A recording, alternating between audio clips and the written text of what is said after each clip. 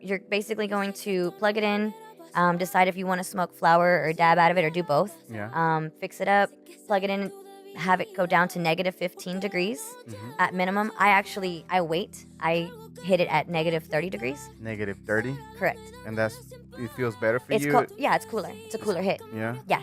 So, with the smoke freezer, we've had a lot of success with older people, to be honest with you, because they're usually marijuana connoisseurs for many years or CBD connoisseurs for many years.